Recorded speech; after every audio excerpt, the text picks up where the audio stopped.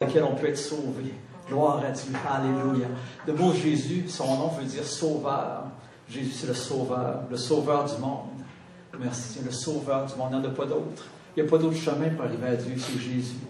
Gloire au Seigneur. Ce soir, ce qui était sur mon cœur, c'est d'enseigner sur l'histoire de la rédemption.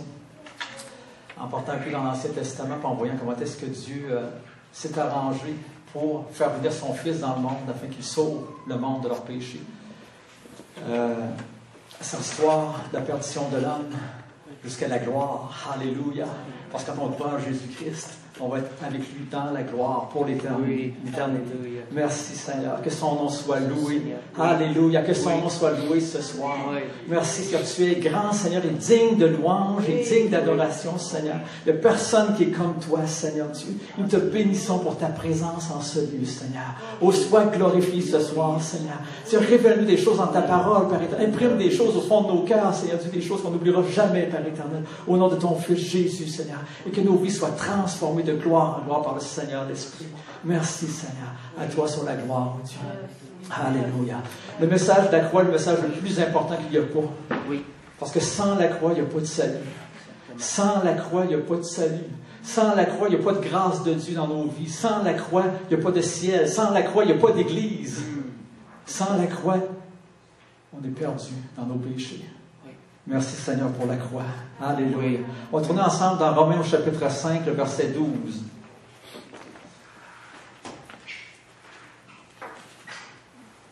Merci Seigneur. Romains chapitre 5, verset 12.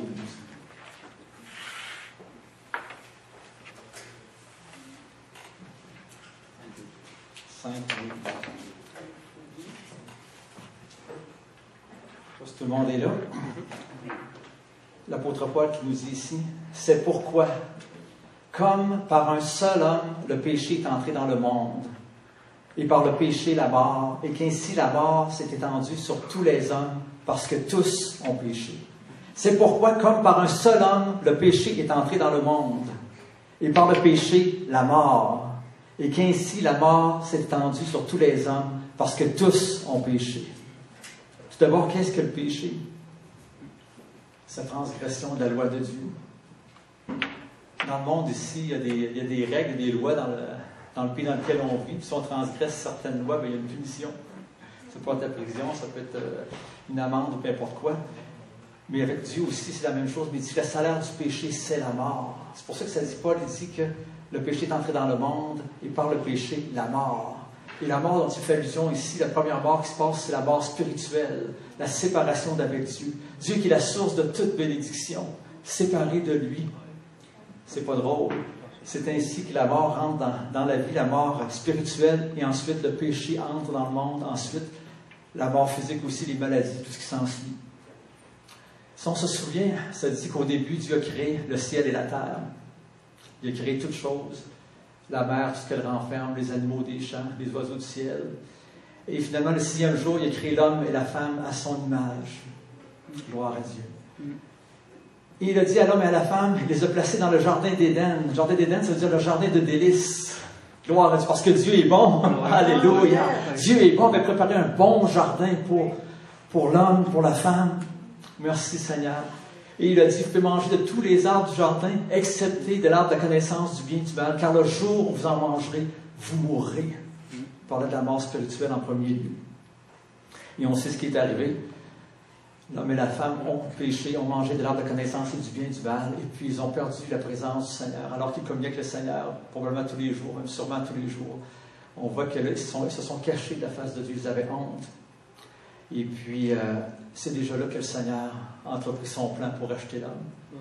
Et mais il n'était pas surpris, le Seigneur, de ce qui arrivait là, parce qu'il savait déjà d'avance que cela devait arriver. Parce que c'est écrit dans 1 Pierre, au chapitre 1, je pense que c'est verset 18, 19, 20, je ne me souviens pas exactement, que Jésus-Christ était prédestiné, avant la fondation du monde, à être une victime expiatoire pour nos péchés, afin de racheter l'homme. Gloire au Seigneur. Alléluia. Alléluia. Alors, ce que ça nous dit dans ce verset-là aussi, c'est que et par le péché, la mort, et qu'ainsi la mort s'est étendue sur tous les hommes. On a hérité de la nature pécheresse d'Adam, de génération en génération. Et il dit aussi parce que tous ont péché. C'est sûr que si on a la nature pécheresse, on va pécher. C'est tout à fait normal. Excusez-moi. Alors, comment Dieu a-t-il procédé pour pouvoir accomplir son œuvre, pour accomplir son plan? En réfléchissant à ça, je me disais, je vais lire mes réflexions. Il ne pouvait pas amener son fils, il ne pouvait pas faire venir son fils dans le monde, dans une famille ou une nation qui adore le soleil ou la lune ou un animal quelconque. Il fallait qu'il se forme un peuple, une nation, auquel il a montré sa gloire pour démontrer qu'il était le vrai Dieu, auquel il a instruit sur la divinité, qui était Dieu.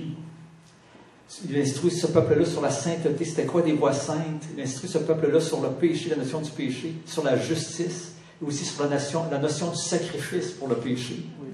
Amen. Il leur a annoncé la venue du Sauveur par toutes sortes de manières, par les prophètes entre autres, aussi par aussi l'agneau de Dieu dans l'Ancien Testament, c'est-à-dire quand il y avait un agneau qui était sans défaut et sans tache, qu'il devait offrir pour le péché. Et afin qu'au moins quelques-uns, un certain nombre, croient en lui quand il viendrait et qu'ils reconnaissent son œuvre, qu'il y avait déjà quelque chose de semé, de planté. Alors pour ce faire, il s'est choisi un homme de laquelle il a voulu faire une nation. Il a choisi Abraham. Il a dit à Abraham, quitte ton pays, ta nation, va-t'en dans le pays que je vais te montrer. Puis il a dit qu'il allait le bénir, s'occuper de lui. Puis il a dit à Abraham, marche dans mes voies, dans mes sentiers, ta récompense va être grande, Abraham. Alléluia. Quand on marche avec le Seigneur, il y a une grande récompense. Oui. Merci, Seigneur, il y a une grande récompense. Amen. Et Abraham, comme on le sait, a eu Isaac. Ça n'a pas été des choses faciles, c'était une marche de foi. Souvent, pour le peuple de Dieu, les choses semblent plus difficiles que pour les gens du monde, parce que Dieu veut qu'on exerce notre foi, puis Dieu veut manifester sa gloire, il faut qu'on sache que c'est Dieu qui a fait quelque chose. C'est lui le Dieu véritable et vrai qui agit dans nos vies, dans nos cœurs. Alléluia, puis qu'on s'attache à lui. Notre famille s'attache à lui, que les autres s'attachent à lui aussi. Parce qu'Abraham a eu de l'influence sur tous ses serviteurs. Merci Seigneur. Alléluia. Et Isaac ensuite a eu Jacob, dont le nom a été changé pour celui d'Israël. Comme on sait, Israël a eu 12 fils. Et puis, la nation a grandi très rapidement. Et au bout de quelques années, à cause d'une famine qui a eu lieu, ils se sont retrouvés en Égypte. Par la grâce de Dieu, Joseph, le fils d'Israël, était déjà là. Alors, ils ont pu être nourris et survivre durant la famine. Et plus tard, alors qu'ils étaient encore dans le pays d'Égypte, les Égyptiens avaient peur des Israélites parce qu'ils étaient très nombreux. C'était beaucoup multiplié. Puis on dit, si jamais il y a un conflit, ils vont peut-être se battre contre nous autres, puis s'en profiter pour s'en aller. Ils étaient des esclaves à ce moment-là en Égypte. Alors les Égyptiens ont décidé d'opprimer davantage les Israélites par le travail. Puis aussi, ils ont commencé à tuer les fils des Israélites, les enfants mâles, parce qu'ils ne voulaient pas qu'ils se multiplient trop, qu'ils soient trop forts. Et puis c'est là que Dieu a dit, quand il a parlé à Abraham, il dit, j'ai vu mon peuple. Je suis descendu, j'ai vu mon peuple dans l'affliction, je suis venu pour le délivrer, pour le libérer. Alors il a choisi Moïse. On ne racontera pas tout ça parce qu'on en aurait pour 2 jours. Il a choisi Moïse pour délivrer son peuple, afin de le faire sortir du pays d'Égypte où il était opprimé. Et puis Pharaon ne voulait pas. Il ne voulait pas perdre. C'était de la main-d'œuvre gratuite, très avantageux pour faire ces grosses constructions, ces palais, tout le bon marché, où c'est le cas de le dire. Et il n'y avait pas de syndicat à cette époque-là. Pas de grief. Alléluia.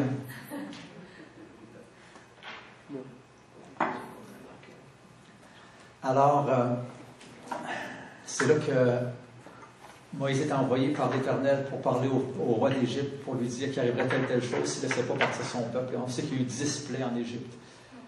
Et là, on va commencer à la 10e, parce que les autres on va commencer à la 10e plaie, parce que c'est là que Dieu a montré quelque chose de très important à son peuple à travers cela. On va lire dans Exode, le livre d'Exode. C'est au début de la Bible, c'est juste après le livre de la Genèse, pour ceux qui sont moins familiers. Exode au chapitre 11.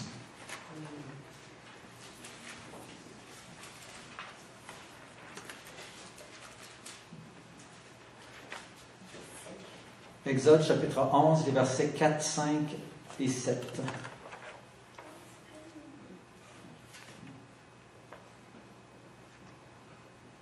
Moïse dit, « Ainsi parle l'Éternel. Vers le milieu de la nuit, je passerai au travers de l'Égypte. Et tous les premiers-nés mourront dans le pays d'Égypte, depuis le premier-né de Pharaon, assis sur son trône, jusqu'au premier-né de la servante qui est derrière la meule, et jusqu'à tous les premiers-nés des animaux. Il y aura dans tout le pays d'Égypte de grands cris, tels qu'il n'y en a point eu et qu'il n'y en aura plus de semblables. Mais parmi tous les enfants d'Israël, depuis les hommes jusqu'aux animaux, pas même un chien ne remuera sa langue, afin que vous sachiez quelle différence l'Éternel fait entre l'Égypte et Israël. Merci Seigneur. Là, la question qu'on peut se poser, comment est-ce qu'un Dieu qui est juste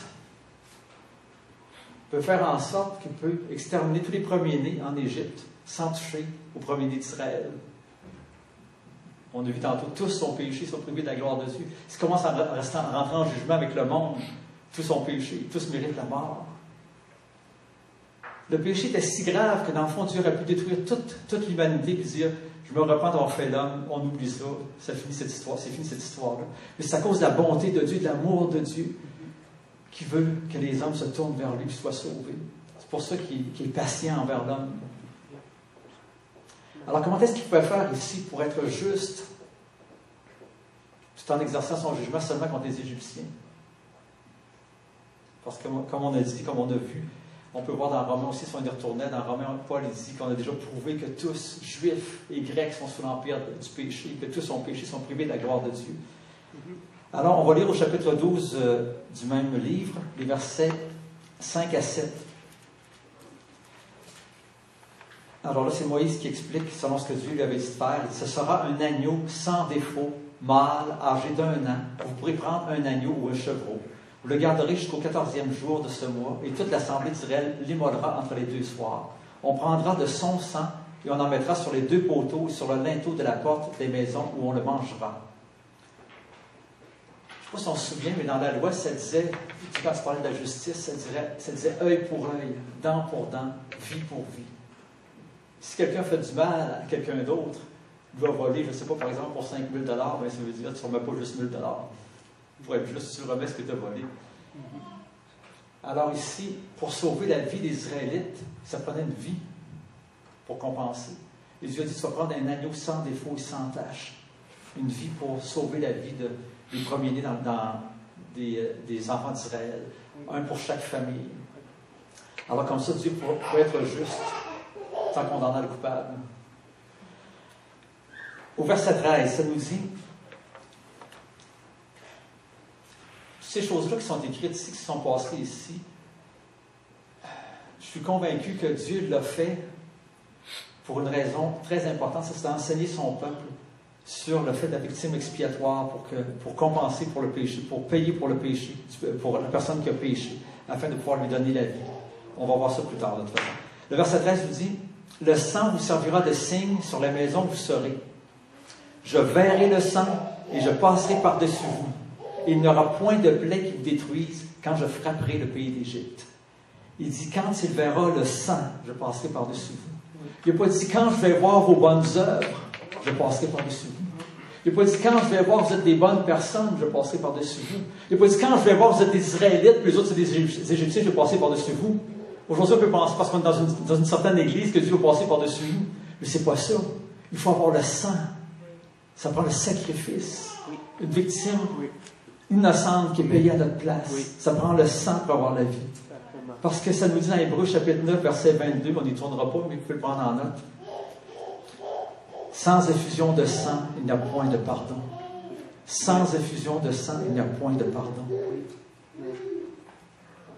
Donc, la seule chose que les Israélites devaient faire, c'est croire que ce que Dieu avait dit à Moïse était vrai. Il fallait qu'ils prennent un agneau qui met du sang sur le linteau de leur porte. Et comme ça, ils avaient la paix, ils savaient qu'ils ne seraient pas touchés. Juste avoir foi dans le sang. Juste foi dans le sang. Juste foi dans le sang. Alléluia.